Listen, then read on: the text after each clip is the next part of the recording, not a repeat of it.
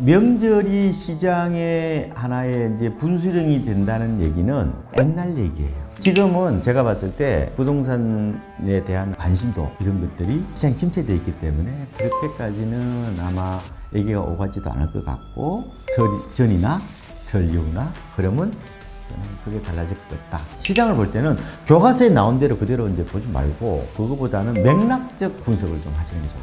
일단은 정치적 불확실성에 좀 더 초점을 맞추는 게 더 맞지 않을까. 네, 안녕하십니까. 저는 KB국민은행의 박원갑 부동산 수석 전문위원입니다. 지금은 한마디로 꽁꽁 얼어붙었다 이렇게 말씀을 드릴 수가 있겠죠. 지난해 말 정치적 불확실성이 좀 커지면서 수요자들이 모두 지금 몸살이게 나선 상황이라고 보시면 될 것 같습니다. 나라가 어떻게 될지 모르는데 지금 부동산을 살까? 이런 의제라고 그러죠. 어젠다 자체가 형성이 되지 않습니다. 그래서 지난번에 고려대학교 허태균 교수님 말씀이 한국인의 이제 심리적 특성이 6가지가 있는데 이 중에서 두드러진 게 뭐냐면은 불확실성 회피입니다. 우리나라 사람은 불확실한 걸 못 견뎌합니다. 뭔가 확실해야 되는 거예요. 그러면은 지금 부동산 시장의 흐름을 어느 정도 우리가 알 수가 있겠죠. 당장 어떻게 나타나요? 거래량이 없죠. 그래서 거래량이 서울이 좀 시장에 민감하니까 뭐 잘해봐야 3,000건 정도. 작년 7월에 9,200건 가까이 되었죠. 그때는 거래 상투였고 지금은 거래가 완전 바닥이다. 거래량이요 일반적으로 소비자들의 심리를 그대로 보여주는 이른바 풍향계 같은 지표라고 보면 되고요. 거래량이 줄어들었다는 것은 집 살 사람들이 별로 관심을 가지지 않는다 이렇게 보시면 됩니다. 그래서 여러분들 시장에 보실 때 거래량이 굉장히 중요한 지표라고 말씀을 드리는데 그래서 가격은 거래량이 그림자에 불과하다. 가격은 속여도 거래량은 속일 수 없다. 이렇게 얘기를 하는 거거든요. 그래서 지금은 사실상 모든 지금 부동산 시장 참여자들의 심리적 상태 이게 바로 지금 거래량으로 대변할 수 있다. 한마디로 지금은 깊은 겨울잠에 빠졌다. 이렇게 이제 정리를 할 수가 있겠습니다. 그만큼 이제 부침이 심하다는 거죠. 그래서 저는 코스닥 시장 테마주처럼 이제 변동성이 크다 이런 이제 의미일 수도 있는 거고, 저는 오히려 사바나 기후 같은 느낌이 있어요. 그러니까 이 사바나 기후는 열대 우림하고 다르거든요. 건기하고 우기가 굉장히 좀 뚜렷합니다. 비가 올 때는 어때요? 한꺼번에 소낙비처럼 퍼부어요. 그 이후에는 아예 가뭄이 드는. 특히 아파트 시장은요, 가뭄과 소낙비가 불규칙적으로 오가는 그런 장세라고도 볼 수가 있을 것 같습니다. 실제로 서울 아파트 보면은 지난해 5월부터 8월 사이에 싹 다 그랬댔어요. 그러니까 사람들이 무리지어서 군집 행동을 하려는 경향들이 과거보다 굉장히 심해졌다는 거예요. 왜 그랬겠어요, 이게? 이게 다 스마트폰 때문인 거잖아요. 같은 정보를 동시다발적으로 접하게 되면 생각이 비슷하죠. 집단적 사고가 나타나고 행동도 비슷할 거잖아요. 그래서 이 군집 행동이 이제 두드러진 특징인데, 지금 주택 시장의 핵심 세력이 MZ세대입니다. MZ세대는 기본적으로 비교, 남 눈치 이런 걸 좀 많이 보는 것 같아요. 특히 이제 친구를 만나서 눈치를 보는 게 아니라 이런 SNS를 통해서 끊임없이 이제 비교를 하는. 그래서 친구들이 집 사면은 나도 따라 사야죠. 포모 증후군이 강하게 발동한다는 얘기고, 또 어느 순간 또 집을 안 사요. 풋증후군이라고 그러거든요. 내가 비싸게 살지 모른다는 두려움. 이런 또 심리적 기제가 발동을 한다. 이렇게 보시면 될 것 같습니다. 그럼에도 불구하고 집을 살 때는 역발상 혹은 좀 독립적 사고가 저는 필요하지 않을까 이런 생각도 해보고 있는 겁니다.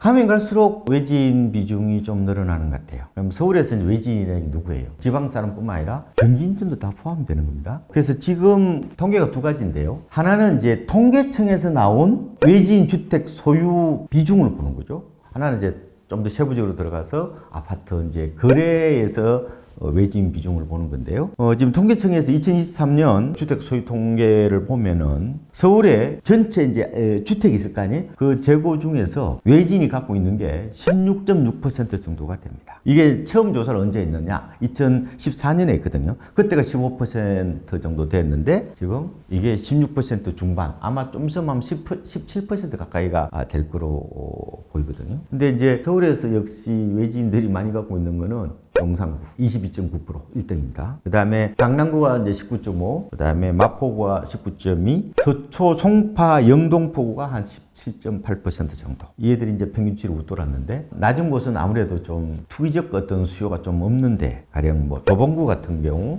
한 13%, 성북구도 이 정도 되고요. 그다음에 강북구도 한 13.5%, 중랑구는 한 12.9% 정도 되는 게 좀 통계의 어떤 특징이라고 보면 되고요. 근데 이제 아파트 거래 건수로 보면은 확실히 이거보다 더 높아요. 지방에서 그러면은 서울에 이제 부동산을 사러 올 때 가장 만만한 게 뭐예요? 아파트잖아요. 아파트는 이미 관리사무소 다 있고 마치 이제 채권 사듯이 하는 거거든요. 근데 단독주택은 어때요? 관리해야 되잖아요. 그럼 지붕에 물 새면 또 KTX 타고 가서 또 수리하고 또 내려가야 되잖아요. 아파트는 신경 쓸 게 없죠. 그러니까 확실히 아파트가 외지인 거래 비중이 높다 이렇게 말씀을 드릴 수가 있는데, 가장 높았을 때가 2023년입니다. 이때가 전체 거래 건수의 24.6%, 거의 뭐 25% 가까이 된다는 거죠. 네 채 중에서 한 채를 외지인이 샀다 이렇게 보시면 될 것 같고, 이게 2006년도 이럴 때는 그렇게 높지 않았어요. 한 16% 정도 왔다 갔다 했거든요. 그래서 이제 가장 이제 최근 통계가 작년 11월이거든요. 이게 이제 22.7% 정도가 됩니다. 제가 역대 평균치를 조사해 보니까 한 19.1% 정도 돼요.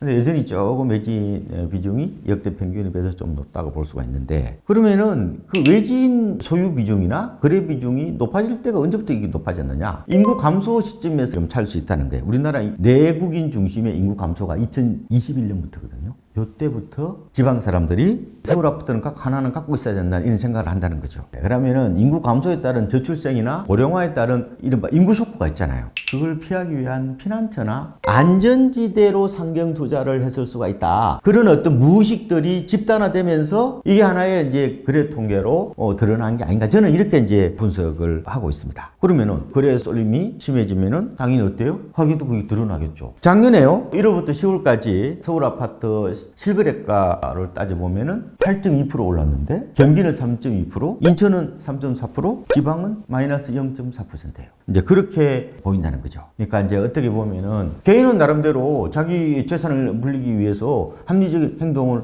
했을 수도 있죠, 그죠? 근데 뭐예요, 그게? 개인이 합리적이라도 집단은 반드시 합리적이지 않은 거예요. 개인의 이익이 극대화된다고 해서 국가적인 부가 극대화되지는 않습니다. 그럼 어떻게 돼요, 그러면? 서울에는 가뜩이나 집이 없는데, 지금 서울의 주택 보급률이 93.6%거든요? 오히려 이게 줄고 있어요, 이게. 근데 이게 외지인들이 계속해서 살지 않을 목적으로, 이른바 투기적 목적으로 갖고 있는 비율이 점차적으로 올라간다. 그러면은 서울에 사는 거의 절반 가까이 되는 무주택자 입장에서는 굉장히 골치 아픈 거죠. 뭐 그런 여러 가지 이제 시사하는 바가 있다, 이렇게 보면 되는데, 어쨌든 지금은 부동산 시장이 굉장히 차별화되면서 지금 강남 불패가 아니라 요새는 오히려 서울 불패라는 얘기가 나올 정도로 전반적으로 주택시장을 좀 더 들여다보면은 서울로 투기적 수요들이 유입이 되고 있다 이렇게 볼 수가 있는데, 그러면은 서울 주택 가격이 비싸다고 그랬을 때 당연히 비싸죠. 제가 봐도 일정 부분 거품이 있단 말이에요, 그죠? 근데 문제는 만약에 인구 쇼크의 피난처라고 생각하고 지방에서 자꾸 이게 유입이 돈이 들어오면은 그러면 어떻게 되겠어요? 그러면 평가 자체가 굉장히 하기 어려운. 그러니까 왜냐면 이게 수요는 안정적이어야 된단 말이에요. 그리고 서울 사는 사람들이 돈을 모아서 월급 모아서 집을 사면은 그러면 이게 지금 비싼지 안 비싼지 뭐예요? 이걸 어느 정도 가늠할 수 있는데, 이게 아니라 그러면은 외지인은 근본적으로 투기성 어떤 성격이 있단 말이에요. 그러면 돈들이 들어와서 서울 주택 시장을 교란시킬 수 있는 측면이 있단 말이에요. 그러면 어떻게 할 거예요, 그러면? 이게 쉬운 문제가 아니란 말이에요. 그래서 제가 드리고 싶은 말씀은 부동산 시장은 당위로 움직이는 게 아니에요. 그리고 하나의 어떤 지표로 가지고 절대화할 수도 없어요. 여러 가지 어떤 요인들을 보고 판단해야 된다. 다만 우리가 이렇게는 볼 수 있겠죠. 외지인은 기본적으로 약간 모험적 투자적인 성격이 있어요. 그래서 대체적으로 시장이 공포 국민일 때, 온 사람들이 다 떨어진다고 그럴 때 외지인의 소유비율이 늘어나는 경향이 있어요. 그래서 실제로 보면은 서울에 지금 아파트 실거래가 바닥이 2022년 12월이었거든요. 이때가 미국발 고금리 쇼크로 완전히 시장이 초토화됐을 때예요. 그때 외지인 서울 아파트 거래 비중이 무려 36%에 달했습니다. 월별로 보면 역대 최고치예요. 그리고 글로벌 금융위기 때도 외지인들이 확실히 늘어났고, 그 다음에 2012년 하우스부 사태 때도 외지인들이 거래를 좀 많이 하는 이런 경향이 있다는 거죠. 그래서 이런 얘기 한단 말이에요. 외지인들이 보면은 땅 냄새를 잘 맡아. 그래서 이제 우리가 외지인 따라하는 게 아니라 시장이 극도로 침체됐을 때는 외지인들의 동향을 조금 예의주시하는 게 좋고, 그래서 시장 흐름을 체크하는 하나의 풍향교로서 외지인 비중을 고찰할 필요는 있다. 명절이 시장의 하나의 이제 분수령이 된다는 얘기는 옛날 얘기예요. 요새는 명절이 그렇게까지 저는 시장에 영향을 주지 않는다고 봅니다. 요새 MZ세대들 보세요. 친인척 만나요, 명절 때? 요새 보니까 삼촌한테도 인사 안 하더라, 명절 때. 그러니까 우리 세대는 사촌이 가까웠거든요, 비교적. 그래서 저는 사촌 아들, 딸 결혼식 가는데 요새 세대들은 사촌을 아마 만나본 적도 없는 경우도 많을걸요, 아마? 아니, 자주 만나야 이게 이제 마치 바이러스처럼 이게 이야기가 전염된다는 거거든요. 그러면은 명절 때 어때요? 사람들이 많이 모여서 집에 대한 얘기를 할 거 아니에요, 그죠? 그럼 어때요? 당연히 시장에 그 영향을 줄 거 아니에요. 어떤 사람은 요번에 엄청나게 뭐 부동산 투자해서 돈 벌었다더라. 이 이야기에 이 기가 속기할 수 있잖아요. 그래서 당연히 그러면 나도 사야 됐다. 그러고 그런 얘기가 많이 나오면은 시장 분위기가 약간 좀 달라지면서 뭐 이렇게 거래도 늘고 이런 건데 이게 아니라니까, 저는. 과거에 그 친인척의 어떤 성공 스토리 아니면은 뭐 조언, 여기에 한때 의존했다면 지금은 뭐냐면은 오히려 이런 블로그나 아니면은 뭐 유튜브나 아니면은 뭐 카페 같은 데서 조언을 구하는 경우가 더 많죠. 지금은 제가 봤을 때 부동산에 대한 관심도 이런 것들이 시장 침체되어 있기 때문에 그렇게까지는 아마 얘기가 오가지도 않을 것 같고, 설사 내가 그런 얘기를 들었다 하더라도 그거는 두 가지 측면에서 보셔야 되는데 대부분이 과장된 경우가 많아요. 자화자찬 성공 스토리인 경우가 많다. 왜냐하면 실패라면 잘 얘기 안 합니다. 두 번째로는 그런 카드라 통신이 그걸 받아들여서 의사결정 하려면은 그동안의 시차가 존재하는 거예요. 그게 옛날 얘기라고, 옛날 얘기. 이미 오를 대로 올랐다는 얘기예요. 어떻게 어젠더 자체가 이게 어떻게 보면 바닥으로 가라앉아 있기 때문에 설 전이나 설 이후나 그러면 저는 그게 달라질 것도 없다. 전월세 시장은 매매보다는 계절성을 좀 타는 편이죠. 근데 이제 과거보다는 좀 계절성이 많이 좀 희석된 것은 맞아요. 왜냐하면은 요새는 전부 다 포장이사 하잖아요. 저희들 때는 전월세가 굉장히 계절성이 강했어요. 이사 언제 가요? 당연히 날씨가 좋을 때 봄, 가을이 이사 성수기였죠. 옛날에는 당연히 뭐예요? 이게 트럭 빌리거나 아니면 리어카나 이렇게 밀고 가려면 눈 펑펑 오면 어떻게 이사 가요? 근데 지금 그런 시즌은 아닌 것 같아요. 다만 지금 학군 이사철은 이게 이미 1월 말로 끝나가요. 왜냐면은 이사철이라 하면은 대부분이 이사 가는 날이 아니라 계약하는 날이에요. 그럼 만약에 1월 말에 계약하면은 애를 그러면은 학교 편성 이전에 가야 되는데 못 가잖아요. 그냥 1월 말이 다 끝난 거예요. 그러면은 이제 1월 말부터 2월 뭐 이럴 때 이제 계약하는 분들은 말씀하신 것처럼 이제 새로 이제 대학에 들어가서 프레시맨들 아니면 이제 뭐 기숙사 있다가 나와야 되는 그런 대학생들 이런 분들은 확실히 3월 달에 아니면 2월 말에 조금은 아마 거래가 전월세 중심으로 거래는 될 거라고 봐요. 전월세 시장은 계절성이 무뎌진 거는 맞고 특히 매매 시장은요 계약철이 따로 없습니다. 그러니까 투자하는 사람들은 우리 계절성을 타지는 않는다. 지금 가장 시장에서 심리적으로 압박하는 게 지금 정치적 불확실성이잖아요. 1분기에는 아마 거래가 많지는 않을 거다. 이렇게 좀 볼 수 있는. 그러니까 이제 우리가 이제 시장을 볼 때는 교과서에 나온 대로 그대로 이제 보지 말고 그거보다는 맥락적 분석을 좀 하시는 게 좋을 것 같아요. 일단은 정치적 불확실성에 좀 더 초점을 맞추는 게 더 맞지 않을까. 이렇게 보면은 아마 어느 정도 여러분이 상반기 동안에 아마 시장 흐름을 좀 가늠하지 않을까 이렇게 보고 있습니다.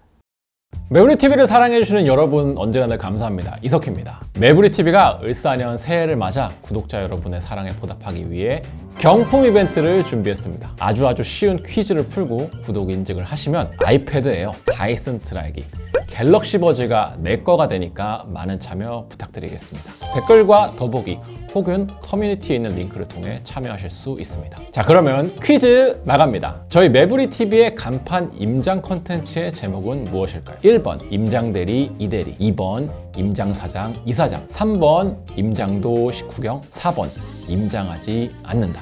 쉽죠? 행운이 여러분들과 함께하길 바라겠고요. 그러면 많은 참여 부탁드리겠습니다. 감사합니다.